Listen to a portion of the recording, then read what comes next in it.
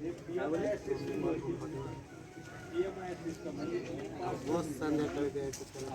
अधिकारी site check करतात password load होतं असे 99 कोटी रुपये इपास झालेले असतात या ठिकाणी आणि एक नंबर फक्त 1 लाख कोटी झालेले.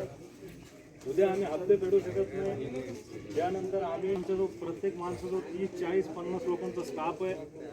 टेंडरचे कंडिशन पाहिले तुम्ही तर प्रत्येक माणसाजवळ आज 12-15 अभियंते लावतात, लोकांनी EPF भरायला लावतात आणि दुसरीकडे तुम्ही पैसेच देणार नाही तर या लोकांचं मरण होणार, आमचं होणार. काम पण आंदोलन हे बेमुदत होणार. आमचे नॉन बजेटेड काम आहे ज्यांना पैसेच नाही आहेत. हॅलो, त्या कामाला बघा पेट्रोल भरले की तुम्हाला पैसे द्यावं लागतात.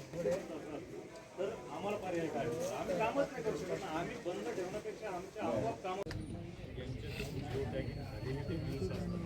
आणि त्याची व्हिडिओ आपण प्रॉपर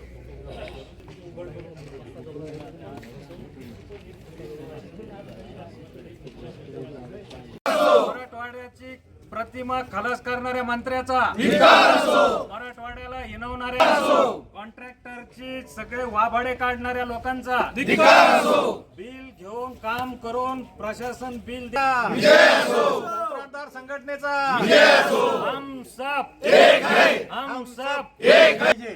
मिळत कशी नाही, मिळालाच पाहिजे, मिळत कशी नाही, मिळालाच पाहिजे, आमच्या बिला मिळत कशी नाही, मिळालाच पाहिजे.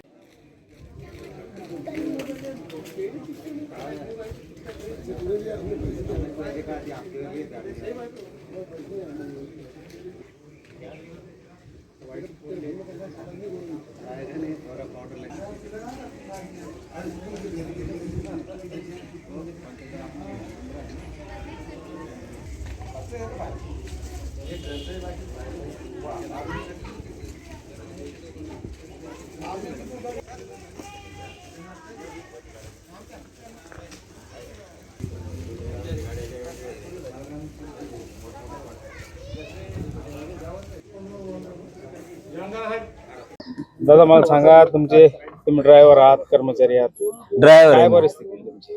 काय नाही झालं आता 4-4, 5-5 महिन्यापासून मालकांनी पेमेंट नाही केलेले. कारण मालकाची काही चुकी नाहीये, बिलच वर आलेले नाहीत, काम तर झालेले पण सरकारने बिल दिलेले नाहीत. मालकाला कधी पैसे मागितले तर मालक म्हणतात वरून बिलच आले नाहीत.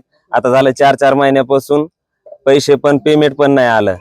आता उपाशी घरामध्ये अशी मारायची वेळ आलेली. सकाळी तर मी काय ड्युटीला येत नव्हतो, मालकाला म्हणलो आज काय यायचं नाही, पण मालक म्हणे आंदोलन आहे, पैसेच घेऊन यायचे तिकडून, त्याच्यामुळे आलतो. म्हणलं चला. मालक तुझ्यासारखे असे किती लोक आहेत? भरपूर ड्रायव्हर, आता हे पाना पूर्ण ड्रायव्हरच, सगळे ड्रायव्हरच, सगळ्याची हीच परिस्थिती. घरामध्ये खायला नाही, पेट्रोलला तर कामावरती जायचंय, पेट्रोलला असे पैसे नाही जाण्यासाठी पण माहिती का. मग तुम्ही शासनाला काय मागणी करणार? शासनाला हेच की जे राहिलेली निधी आहे, जे राहिलेले पैसे आहेत, तुम्ही जर दिले कॉन्ट्रॅक्टदाराला तर ते आमचे पैसे देते, नाहीतर उद्या आम्हाला ड्युटी सोडून उद्या दुसरे काहीतरी काम बघावं लागणार आणि दुसरे काम बी करू शकत नाहीत.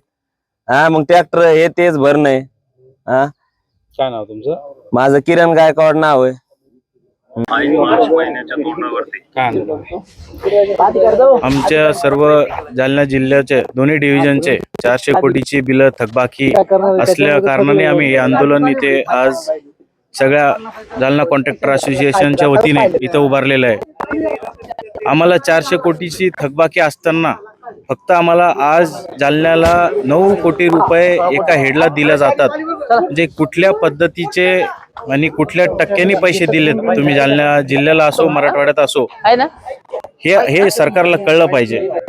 एक प्रकारची म्हणजे हे कॉन्ट्रॅक्टरची जबाबदार कॉन्ट्रॅक्टर असतो, त्याची किती थट्टा तुम्ही करता हे सरकारला कळलं पाहिजे. या कारणाने आम्ही इथं आज आंदोलन उपस्थित करतोय आणि आज आम्ही ह्या म्हणजे आंदोलन इथं कंटिन्यू चालू ठेवणार आहे. किती याच्यामध्ये कर्मचारी, कॉन्ट्रॅक्टर आणि किती वाहनांचा समावेश? आज आम्ही 100 ते 125 इथं आज फक्त एक वाहन सगळ्या कॉन्ट्रॅक्टरने आणलेलं असून सगळे 100 ते 125 वाहन इथं आज जमलेले आहे.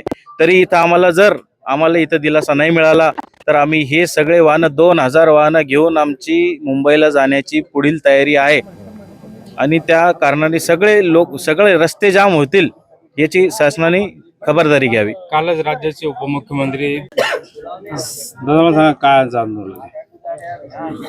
निधी अभावी काम बंद करण्याचं हे आंदोलन आहे. किती निधी बाकी आहे आणि आपण किती लोक आहात या आंदोलनात सहभागी? आंदोलनामध्ये पूर्ण जालना जिल्हा शासकीय कंत्राटदार संघटना आहे आणि सगळ्या सरकारी डिपार्टमेंटमध्ये काम करणारे कॉन्ट्रॅक्टर्स आहेत. तर एकूण किती निधी बाकी आहे? एकट्या PWDचा 2 डिव्हिजनचा मिळून 400 कोटी रुपये बिल्स आयपास झालेले बाकी आहेत. सरकारला काय आता जर तुमची मागणी पूर्ण नाही झाली तर काय तुमचा इशारा असेल? सरकारला इशारा हाच आहे की जर आम्हाला कोणत्याही प्रकारचं ठोस जर सरकारकडून लेखी प्रॉमिस नाही मिळालं तर इथून पुढे कलेक्टर ऑफिस नंतर मुंबईला जाण्याची आमची तयारी आहे. आणि यंत्रसामुग्री आम्ही आज एक्झिक्युटिव्ह इंजिनियरला सगळ्या वाहनांच्या चाब्या आम्ही हवाली करणार आहे. ज्या डिपार्टमेंटसाठी ते घेतले त्याचे आता आम्ही कर्जाचे हप्ते भरू शकत नाही, त्यामुळे तुमच्याकडे जमा करतोय. एकीकडे बिल बाकी आहे, एकीकडे राज्याचे उपमुख्यमंत्री जालन्याच्या काम म्हणजे